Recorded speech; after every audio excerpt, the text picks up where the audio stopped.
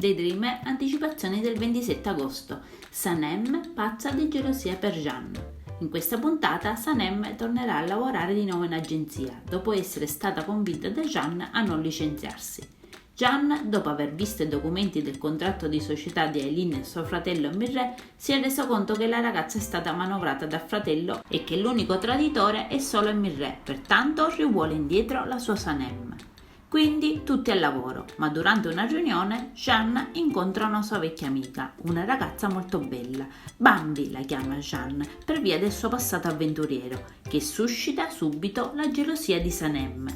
Qui un siparetto divertente. Sanem porta il tè alla nuova arrivata che si trova in ufficio da Jeanne. Pur di non lasciarli da soli, Sanem si ritrova sotto il tavolo a fare le pulizie. Così intanto può ascoltare la loro conversazione. Jeanne si accorge che Sanem temporeggia e le dice che non è il momento e la invita ad uscire dalla stanza. I due ragazzi sembrano essere molto in sintonia, vecchi compagni di avventura che si rivedono dopo molto tempo.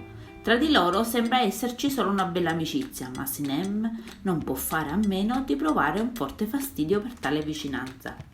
Mentre Jeanne non risponde alle telefonate di sua madre, Darren organizza per entrambi una serata al ristorante italiano più concerto che Jeanne accetta sotto gli occhi sempre più irritati di Sanem. La giornata lavorativa sembra finita. In azienda sono rimasti solo Jeanne e Sanem che rimangono a discutere in ascensore. Sanem è evidentemente seccata con Jeanne per la sua complicità con la sua vecchia amica e per l'uscita con Darren. Sfogano la loro rabbia con i pulsanti dell'ascensore. Jeanne vuole scendere, Sanem vuole salire. Si lanciano accuse, si urlano contro, ma è anche un'occasione per tirare fuori tutto quello che hanno dentro e che non hanno avuto fino a quel momento il coraggio di dirsi.